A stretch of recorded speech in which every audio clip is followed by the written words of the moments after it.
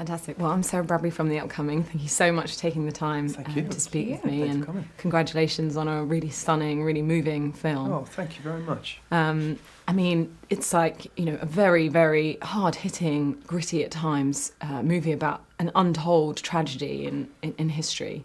But there's also a love story running through it, which obviously your characters are a key part of. What was it that drew you personally to being part of this film? I think when I first read the script, or started to read the script, I was so blown away by the fact that I didn't know about this part of history. Yeah. And then asked around, and my friends didn't know about this part of history.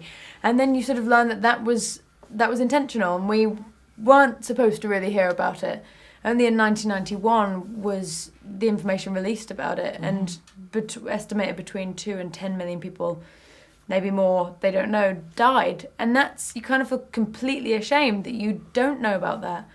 And so that as a starting point, even before you've really delved right into the script, is so compelling. And while the backdrop is incredibly bleak, I think at the heart of this story, it's a story of hope and the enduring nature of the human spirit. And you see that with these two people who are being confronted by a sort of rapidly changing environment.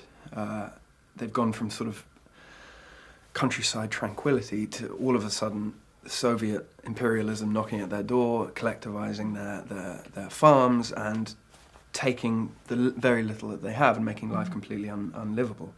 And you see two people who basically the fuel is their fuel to go on is love. It's what drives them forward in this situation. And when we did our research, when we spoke to a lot of people whose parents or grandparents perhaps had been through it, they were the stories that stuck around. Stories of love for a child, love for a parent, love for a village, love. That was what kept people alive. So it actually feels like a nicely honest take on the situation. And brings a real human side to something that could be, like you say, a rather bleak otherwise story. Overwhelmingly bleak, yeah. And you have a fantastic on-screen chemistry through some quite tough scenes. How did you prepare for that, and how did you find working together? Well, working with you was fantastic. We'll start with that. Well, I think, we the first day we met was the first day we filmed, so there isn't a lot of time to overthink that, which I think is a good thing. I don't think it's helpful or productive to overthink things, because and to worry about chemistry, that's always a mistake, because you can't control it, you can't do anything about it, you can't manufacture it. It's your characters, and you know about your character, you know what you want to do with your character, you've done your research, and that's what it boils down to. Yeah, but you can't necessarily go, oh, chemistry, how do I inject that in there? You just know it's your You try to play the truth of the situation, and hopefully it communicates through the screen to people. Yeah. And George Mendeluk, the director, is of Ukrainian descent, so I imagine a really important story for him to tell. How was it working with him and to create his vision? Well, he's, so passionate about the Ukraine and the Ukrainian culture and the history.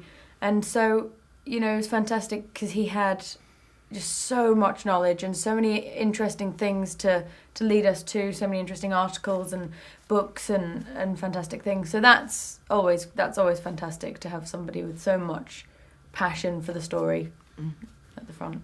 And obviously you were filming on location. Was it a great opportunity to kind of discover something about Ukrainian culture and the country itself? Most films, you're filming in a studio. Very rarely you're in the country that you're actually telling the story about. So in this case, we weren't in either. We were in Ukraine, on the ground, in the winter, in historically accurate locations with a Ukrainian cast and crew. I mean, that's sort of invaluable from our point of view. As actors, half our work is done for us.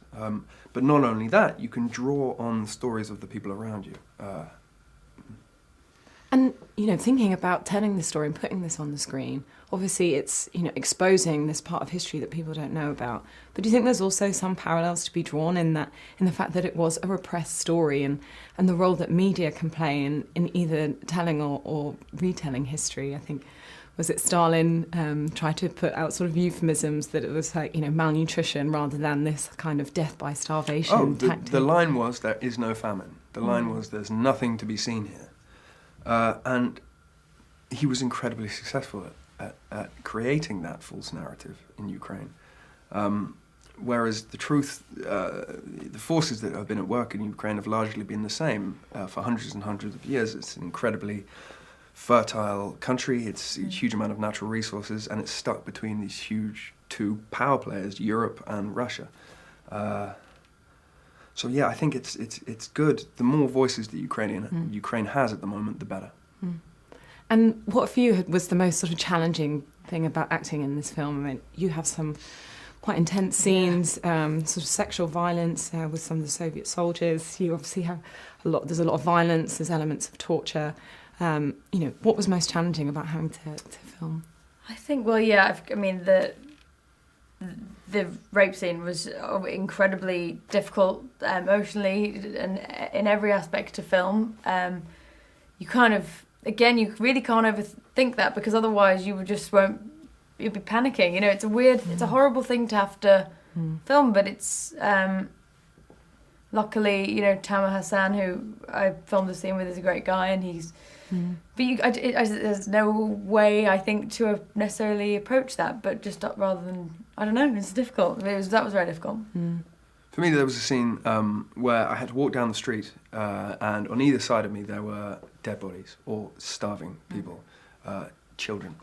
And I've seen photographs of Kiev, and that was what it was like. And we saw the same thing in Berlin and in the concentration camps. I'm lucky enough to never have had to engage that gear in me as a human being, that survival gear where you don't look twice at that.